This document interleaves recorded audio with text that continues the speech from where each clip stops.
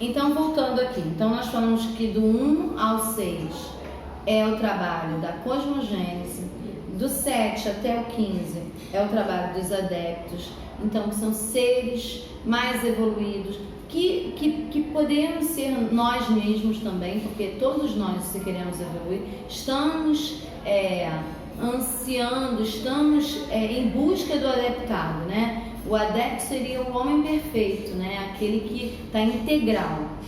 E do 16 até o 22 é o trabalho do anjo com o humano junto. Por quê? Porque eles nunca vão nos deixar desamparados, né? Eles sempre vão estar nos auxiliando, nos protegendo, nos orientando.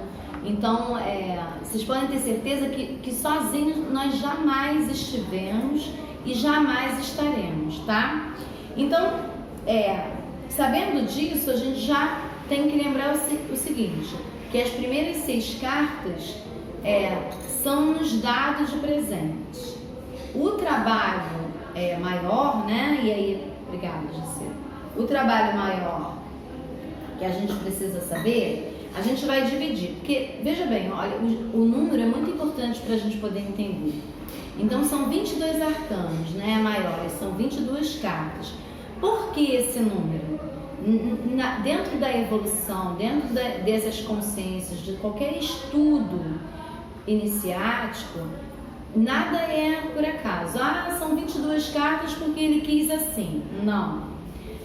São 22 cartas porque ele pega esse número, né? Deus fala através dos números e da geometria sagrada, né? Ele fala geometrizando. Então, se tudo é trino e para se plasmar ele é trino, então a gente tem que colocar aí dentro do esqueminha aí o 3, né? E multiplicar esse 3 pelo fator da evolução, que é cétuplo, né? Então eu tenho uma trindade, cada trindade multiplicada a essa evolução deu um número, 3 vezes 7, 21.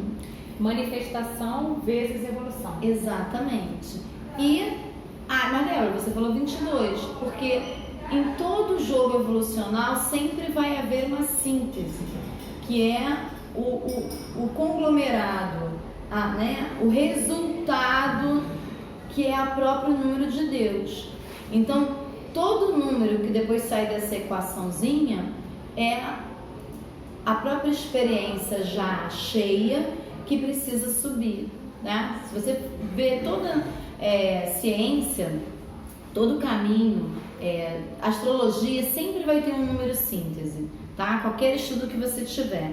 Então a gente vai dividir como é que eles fizeram, né? Se você pegar aqui, você vai entender, né? Coloca lá, Vanessa, para eles poderem ver esse esqueminha aqui. Você pega nesse lado aqui, mais desse, isso. Então, o que eles fizeram? Se a gente tem 3 vezes 7, eu preciso de 7 trindades, né? Então, como é que foi feito isso? Deixa eu explicar para eles agora. Então, você pega a primeira trindade, é o reino mineral, o elemento terra. Dentro dessa trindade tem 3 cartas, 1, 2, 3, e é sequencial.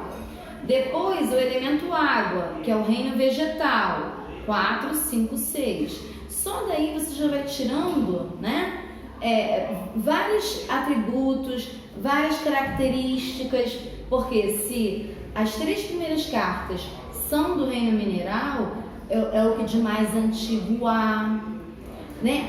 Lembra que tudo que é mineral é sólido, né? São pedras, né? Pensa no reino mineral, tudo isso é consistente. Liga da matéria, né? Exatamente. Depois vamos para o reino vegetal, que é o elemento água, que está muito ligado à vitalidade, né? A gente precisa de água para viver, né? O ser humano, o que ele mais tem dentro de si é água, porque ele tem tudo isso dentro de si. Depois é o reino animal, que seria o elemento fogo. Nós temos o 7, o 8 e o 9. Aí a gente vai para o reino, e aí você pode dizer uma coisa muito legal, matéria, né? Tá ligado até, se você puder fazer essa analogia, ó, o elemento terra seria, num jogo de buraco simples, seria o ouros, né? Então, toda carta de ouro diz desse elemento.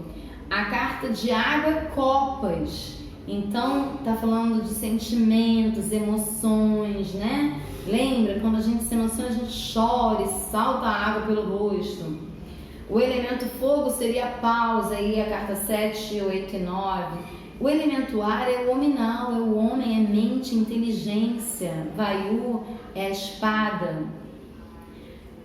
E a quinta já é a mente angélica, já é o anjo. Olha que a gente está até aqui, então nós estamos nessa quarta trindade.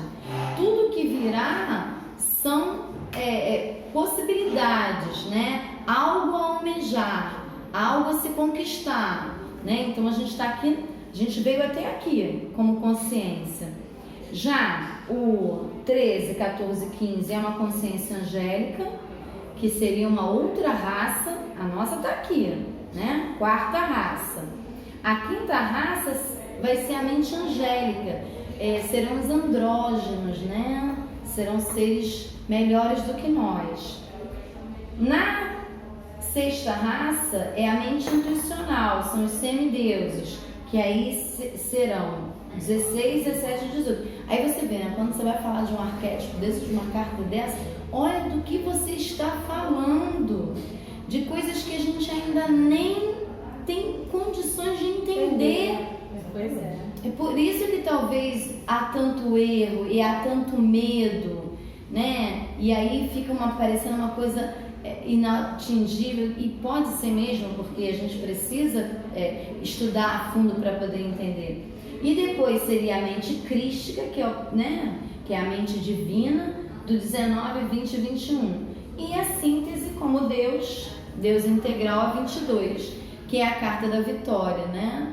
Há uma inversãozinha, porque no tarô de Versalhes, né? No tarô que a gente conhece mais, aquele Marsella, o 21 é a vitória e o 22 é o louco. Quando a gente entrou na era de Aquário, se percebeu por que tinha essa inversão, né? Porque talvez naquele momento eles não tivessem muita fé em nós.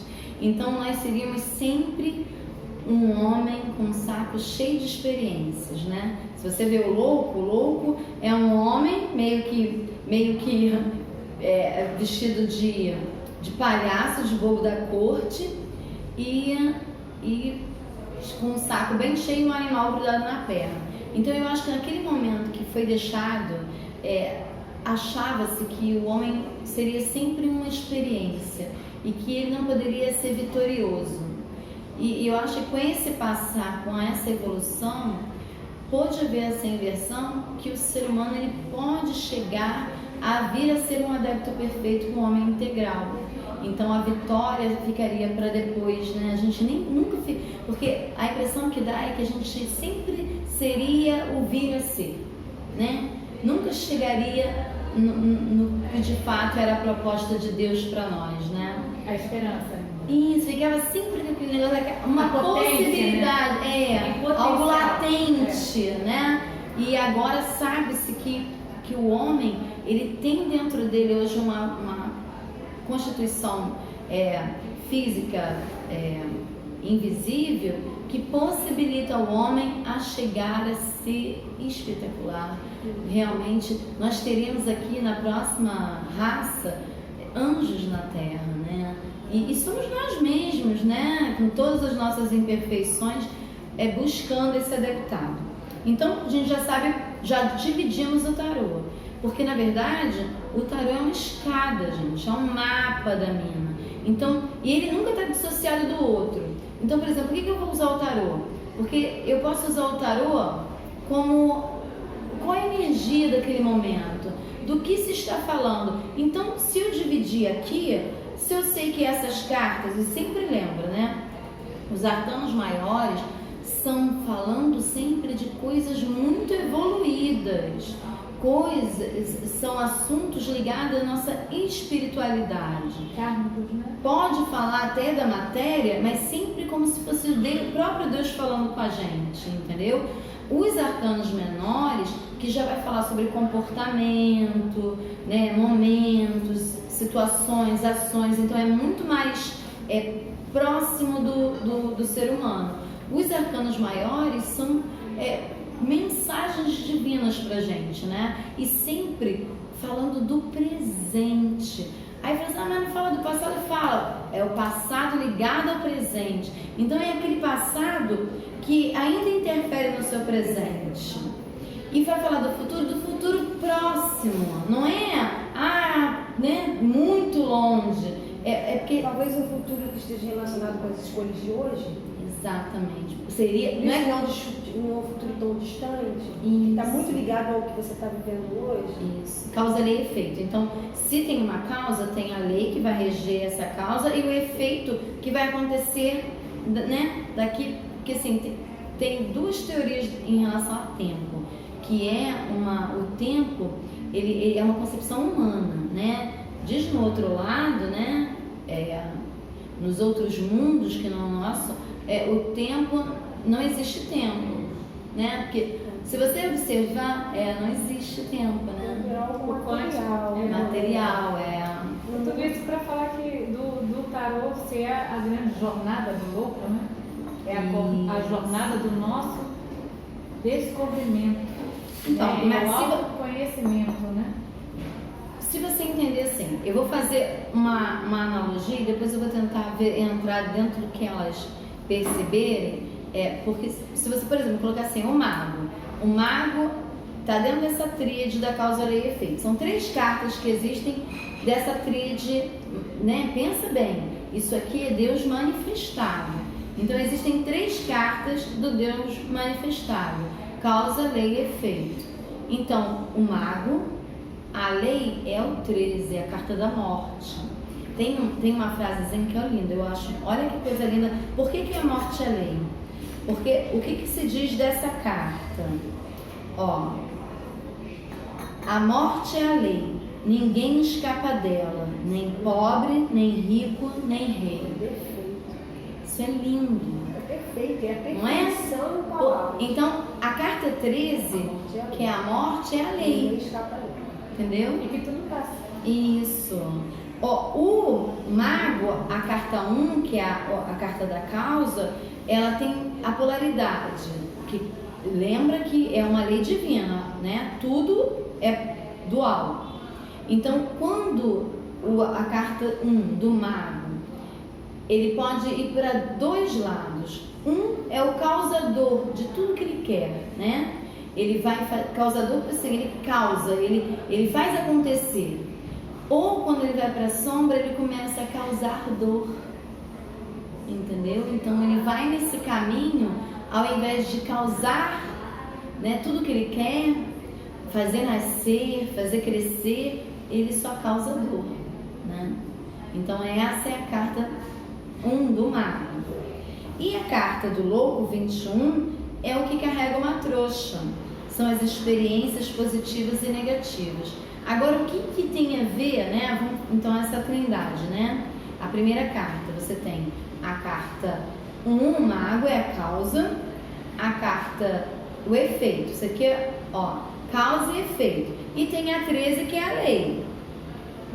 Tá aqui, que é a morte. Por que ela é a lei? Porque essa carta fala de transformação, de nascimento, morte, renascimento, de mudança. É uma carta de mudança, né? A gente morre toda hora, eu não estou falando só da morte física. Isso, porque eu sempre falo isso. A Débora criança morreu para a Débora adolescente nascer, a Débora adolescente morreu para a Débora jovem adulta, né? A Jacira jovem adulta morreu para a Jacira adulta e assim sucessivamente. A adulta, mãe, fases da vida. A Jacira como pessoa indivíduo morreu para que uma mãe nascesse, entendeu? Então, não fala só de morte física, né? Mas nesse sentido. O que a gente tem que entender que a primeira carta e a penúltima carta são 2 pessoas, né? O mago, botei direitinho, o mago e o louco. Eles estão naquela trindade. Então, esse é a causa, bota lá. E o efeito. Tudo foi feito para esse senhor aqui. ou mago? Porque eles somos nós.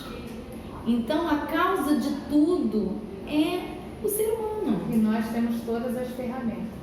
Todas as ferramentas, as possibilidades. Então, por que ele deixou essa carta aqui? Para entender, olha só, eu fiz tudo por você.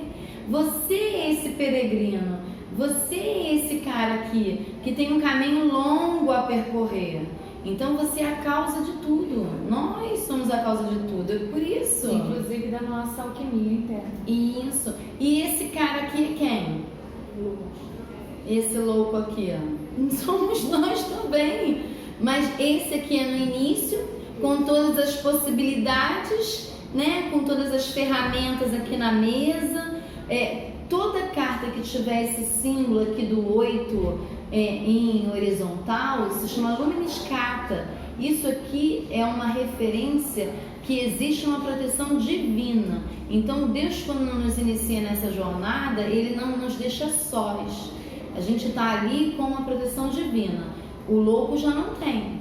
Por quê? Porque ele vai dar todas as ferramentas nesse caminho e aí ele já vai se ausentar. Aí já é por sua conta.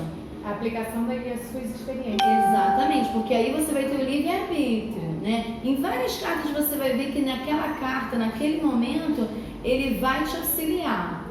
Mas nessa aqui, no final da jornada, onde você está cheio de experiências, né? Uma trouxa cheia de coisas que você fez, que você não fez, que você descobriu. E elas podem ser positivas ou negativas, entendeu? Tá bom? Já volto.